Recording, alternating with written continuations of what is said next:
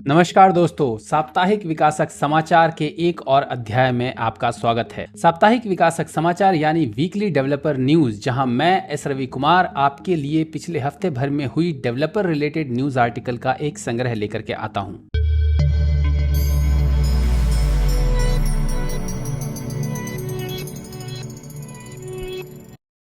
आज का पहला समाचार डॉटनेट जगत से है और समाचार ये है कि डॉटनेट 7 का रिलीज कैंडिडेट 1 लॉन्च हो चुका है। जी हाँ, रिलीज कैंडिडेट 1 रिलीज हो चुका है। रिलीज कैंडिडेट, जैसा कि मैंने पिछले न्यूज आर्टिकल्स में भी आपको बताया है या वीकली डेवलपर न्यूज में भी आपको बताया है कि रिलीज कैंडिडेट वो वर्जन होता है जो कि रिलीज से जस्ट पहले होता है। उसमें अब नए फीचर्स नहीं ऐड किए जाते, उसके बाद अब उसमें बस बग फिक्सेस किए जाते हैं। प्रीव्यू में होता है कि प्रीव्यू में आपके नए नए फीचर्स होते हैं, फीचर्स ऐड किए जाते हैं, रिमूव किए जाते हैं। लेकिन रिलीज कैंडिडेट के जो फीचर्स होते हैं वो फाइनलाइज्ड होते हैं और उसके बाद रिलीज कैंडिडेट में कोई भी नया फीचर नहीं ऐड किया जाता, उसमें बस बग फिक्सेस किए जाते हैं। डॉटनेट 7 का रिलीज कैंडिडेट आ चुका है, रिलीज कैंडिडेट 1। होपफुली एक और रिलीज कैंडिडेट आएगा बाय मिड ऑफ अक्टूबर, क्योंकि नवंबर में डॉटनेट कॉन्फ्रेंस के दौरान डॉटनेट 7 को ऑफिशियली लॉन्च किया जाएगा। जिन लोगों को नहीं पता, डॉटनेट 5 के बाद से माइक्रोसॉफ्ट जो है वो हर साल डॉटनेट का एक नया वर्जन लाता है। पिछले साल उन्होंने डॉटनेट 6 लाया था, इस साल उन्होंने डॉटनेट 7 लाया है, अगले साल वो लोग डॉटनेट 8 लाएंगे। और जो हर अल्टरनेट वर्जन होता है वो उनका लॉन्ग टर्म सपोर्ट वर्जन होता है, विच मीन्स कि जैसे डॉटनेट 6 जो है वो अभी करंट और लॉन्ग टर्म सपोर्ट वर्जन दोनों है। अब नवंबर में जब डॉटनेट 7 आएगा तो उसके बाद से डॉटनेट 7 करंट वर्जन बन जाएगा और डॉटनेट 6 जो है वो लॉन्ग टर्म सपोर्ट वर्जन बन जाएगा। उसके बाद अगले साल जब डॉटनेट 8 आएगा तब आपका जो है डॉटनेट 7 जो है वो हट जाएगा, डॉटनेट 8 जो है वो करंट वर्जन बन जाएगा और डॉटनेट 8 ही लॉन्ग टर्म सपोर्ट वर्जन भी होगा, क्योंकि अगले साल दिसंबर तक जो है यानी 2023 दिसंबर तक आपका डॉटनेट 6 का सपोर्ट जो है वो खत्म हो जाएगा या आई थिंक मिड 24 तक हो जाएगा। उस हिसाब से है। हर अल्टरनेट वर्जन जो है वो लॉन्ग टर्म सपोर्ट वर्जन होगा और जो बीच में आया वर्जन होगा वो आपका जो है वो करंट वर्जन होगा या शॉर्ट टर्म सपोर्ट, जो कि एक साल तक बस आपका चलेगा। डॉटनेट 7 जो है वो करंट वर्जन होगा नवंबर में। अभी उसका रिलीज कैंडिडेट का लॉन्च हो चुका है। उसमें उन्होंने बहुत सारे नए नए फीचर्स दिए हैं, जैसे कंटेनर इमेजेस हो गए, आपके लिनक्स पैकेजेस हो गए और आपके इंस्टॉलर एंड बाइनरीज वगैरह सारी डिटेल्स दी हुई हैं। मावी रिलेटेड चीज़ें बताई हुई हैं कि मावी का डॉटनेट 7 में क्या क्या नई नई चीज़ें आएंगी। क्लाउड नेटिव डेवलपमेंट के लिए इन्होंने बहुत अच्छी अच्छी नई नई चीज़ें ऐड की हुई हैं। ARM सपोर्ट में इन्होंने और भी बहुत सारे फीचर्स ऐड किए हुए हैं या परफॉर्मेंस इंप्रूवमेंट्स बहुत सारे किए हुए हैं। ARM सपोर्ट यानी कि आपका एप्पल सिलिकन और जो स्नैपड्रैगन का जो आपका ARM का प्रोसेसर है जो कि विंडोज़ लैपटॉप में यूज़ होता है, विंडोज़ ARM में यूज़ होता है, उसमें भी उन्होंने बहुत सारे परफॉर्मेंस इंप्रूवमेंट्स किए हुए हैं। वो सारी चीज़ें इस प्रीव्यू रिलीज में है या इस रिलीज कैंडिडेट रिलीज में है। तो जो लोग मुझे जानते हैं वो ये जानते हैं कि मैं रिलीज कैंडिडेट और प्रीव्यू रिलीजेस पे ज़्यादा काम नहीं करता, मैं मोस्टली जो है स्टेबल वर्जन्स पर ही काम करता हूँ।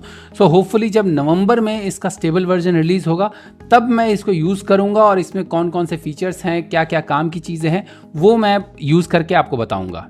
मगर आप में से यदि कोई इंटरेस्टेड है तो आर्टिकल का लिंक डिस्क्रिप्शन में अवेलेबल है। आप रिलीज कैंडिडेट 1 डाउनलोड कर सकते हैं और डाउनलोड करके देखिए और बताइए कि कौन कौन से फीचर्स आपको पसंद आते हैं।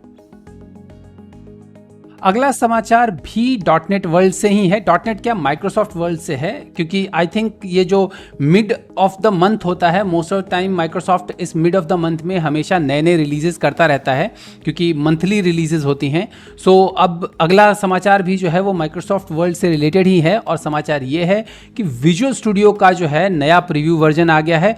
प्रीव्यू 2 17.4 का प्रीव्यू 2 आया है और उसके साथ ही आपका विजुअल स्टूडियो जो 2022 है उसका जो है 17.3 वर्जन भी जो है 17.4 वर्जन भी जो है स्टेबल वर्जन भी लॉन्च हो चुका है। ये थोड़ा सा कंफ्यूजिंग है। एक विजुअल स्टूडियो 2022 एक ये प्रीव्यू में चलाते हैं और एक रेगुलर में चलाते हैं। ये प्रीव्यू 2 है 17.4 का और 17.4 एक और या 17.3 जो है वो स्टेबल में लॉन्च हो चुका है। तो इस 17.4 प्रीव्यू में क्या क्या नए फीचर्स है, इसमें टीम कोलैबोरेशंस के नए फीचर हैं, जैसे मल्टी रेपो नेटवर्क ऑपरेशन का सपोर्ट इन्होंने दिया हुआ है। विजुअल स्टूडियो 2022 में आपको एक प्रीव्यू फीचर मिलता है मल्टी रेपो सपोर्ट का, जिसमें कि आप मल्टीपल रेपोजिटरीज को एक ही सोल्यूशन में ओपन कर सकते हैं और उन पे काम कर सकते हैं। साथ ही आप चेक इन चेकआउट वगैरह कर सकते हैं। बहुत ज़्यादा यूजफुल या सक्सेसफुल नहीं है, क्योंकि मैंने ट्राई करके देखा है अपने कोड में और उसमें बहुत सारे प्रॉब्लम्स आई हैं, इसलिए मैं सिंगल रेपो सपोर्ट ही यूज़ करता हूं। लेकिन इसमें मल्टी रेपो में कुछ नेटवर्क ऑपरेशंस का भी इन्होंने दिया हुआ है कि नेटवर्क ऑपरेशंस भी आप कुछ कर सकते हैं। प्लस उसके अलावा इन्होंने माइक्रोसॉफ्ट टीम टूल किट जो है वो भी ऐड किया है, जिसमें कि आप माइक्रोसॉफ्ट टीम्स के एप्लीकेशंस बना सकते हैं, जैसे नोटिफिकेशन बॉट हो गया, कमांड बॉट हो गया, टैब हो गया, मैसेज एक्सटेंशन हो गया। इस तरह की चीज़ें जो हैं आप इस प्रीव्यू रिलीज के साथ बना सकते हैं। प्लस उसके अलावा इन्होंने ऑल इन वन सर्च जैसा कुछ दिया है, और एक नया जो अच्छा फीचर जो मुझे लग रहा है वो है मार्कडाउन सपोर्ट। सो अब इन्होंने विजुअल स्टूडियो के अंदर ही मार्कडाउन एडिटर ऐड कर दिया है।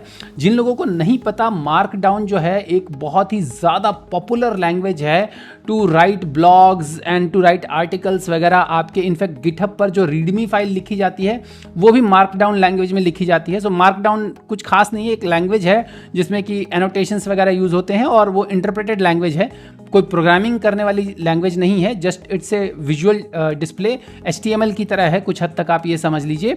और मार्कडाउन लैंग्वेज जो है वो काफ़ी ज़्यादा पॉपुलर है टू राइट रीडमी फाइल्स। कई लोग ब्लॉग्स भी लिखते हैं, जैसे एक बहुत ही पॉपुलर ब्लॉग इंजन है घोस्ट करके, और घोस्ट पे बहुत सारे लोग जो है मार्कडाउन में ब्लॉग्स लिखते हैं। सो आपका मार्कडाउन सपोर्ट विजुअल स्टूडियो में इन्होंने दे दिया है कि आप मार्कडाउन प्रीव्यू भी कर सकते हैं और मार्कडाउन फाइल रीड भी राइट कर सकते हैं, अपडेट कर सकते हैं। सो एक बहुत अच्छा फीचर है, ये मुझे काफ़ी अच्छा फीचर लगा। मैं उम्मीद करता हूं कि जल्द ही ये इसको स्टेबल रिलीज में भी ऐड करेंगे। अगला न्यूज़ आर्टिकल भी विजुअल स्टूडियो से रिलेटेड ही है, लेकिन विजुअल स्टूडियो के स्टेबल रिलीज से है। सो जो मैंने पिछले न्यूज़ में बोला कि जो हर महीने रिलीज होता है, तो हर महीने एक ये स्टेबल करते हैं, एक प्रीव्यू करते हैं। सो स्टेबल जो है वो 17.3 लॉन्च हुआ है, और जो प्रीव्यू है वो है 17.4। सो 17.4 का प्रीव्यू था और 17.3 का स्टेबल है। सो 17.3 का जो स्टेबल वर्जन है उसमें इन्होंने एक नया प्लगइन ऐड किया है, जो कि क्या है बाइसेप लैंग्वेज के लिए। सो बाइसेप क्या है? बाइसेप्स, ये बाइसेप्स वाला बाइसेप्स नहीं है। बाइसेप जो है वो एक इंफ्रास्ट्रक्चर एज ए कोड का लैंग्वेज है। So it's a language to create Azure resources using commands. So इस तरीके का कुछ लैंग्वेज है इसका। अगर मैं ऑफिशियल डॉक्यूमेंटेशन या डेफिनेशन पढ़ूं तो bicep is a domain specific language that uses declarative syntax to deploy Azure resources. So basically Azure resources को डिप्लॉय करने के लिए एक लैंग्वेज यूज होता है जिसको कहते हैं बाइसेप। और बाइसेप अब तक जो है विजुअल स्टूडियो कोड में ही अवेलेबल था, लेकिन अब इन्होंने विजुअल स्टूडियो में भी इसको ऐड कर दिया है। सो बाइसेप का सपोर्ट विजुअल स्टूडियो के स्टेबल वर्जन में आ गया है, specially visual studio for Windows के स्टेबल वर्जन में आ गया है।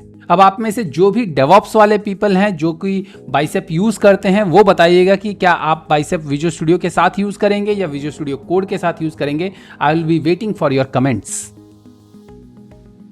अगला न्यूज़ भी डॉटनेट रिलेटेड ही है, और न्यूज़ ये है कि अब डॉटनेट जो है आप विनगेट कमांड के थ्रू, यानी विंडोज़ पैकेज मैनेजर के थ्रू आप विंडोज़ में डॉटनेट इंस्टॉल कर सकते हैं। सो विनगेट कमांड होता है कोई जिसको कि यूज़ करके आप कमांड प्रॉम्प्ट या पावर शेल में जो है आप कुछ भी इंस्टॉल अनइंस्टॉल वगैरह कर सकते हैं। सो ये काम अब आप डॉटनेट के लिए भी कर सकते हैं।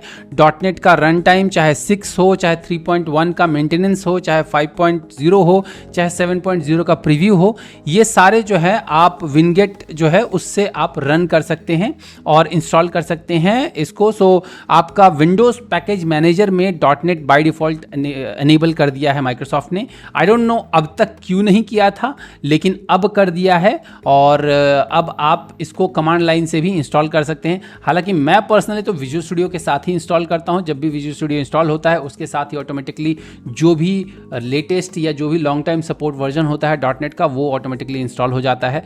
मैं उससे आगे खुद से डॉटनेट इंस्टॉल करने नहीं जाता, और जब भी कोई अगर ऑफलाइन एप्लीकेशन वगैरह बनाते हैं तो वो बिल्ड में ही बाय डिफ़ॉल्ट इंक्लूडेड होता है। तो ये सारा हेडेक मैं नहीं लेता, लेकिन जो लोग यूज़ करते हैं उनके लिए ये न्यूज़ है कि आप विंडोज़ पैकेज मैनेजर के थ्रू भी डॉटनेट अपने मशीन्स पे इंस्टॉल कर सकते हैं, विंडोज़ मशीन पे इंस्टॉल कर सकते हैं। तो आप में से कितने लोग जो हैं कमांड लाइन या पावर शेल यूज़ करते हैं डॉटनेट इंस्टॉल करने के लिए, कमेंट सेक्शन में बताइएगा। और भाई न्यूज़ आर्टिकल्स पसंद आ रहे हैं कि नहीं आ रहे हैं? अगर पसंद आ रहे हैं तो इस वीडियो को लाइक करो, मेरे चैनल को सब्सक्राइब करो और जितना हो सके इसको सबके साथ शेयर करो। मैं इसी तरह हर हफ्ते आपके लिए टेक्निकल और डेवलपर रिलेटेड न्यूज़ आर्टिकल्स लेकर के आता हूँ।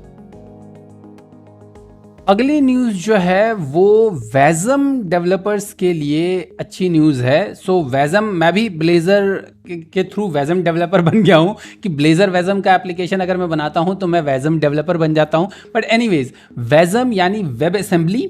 सो वेब असेंबली डेवलपर्स के लिए न्यूज़ ये है कि अब तक जो है वेब असेंबली आपकी सिर्फ ब्राउज़र में ही चलती थी।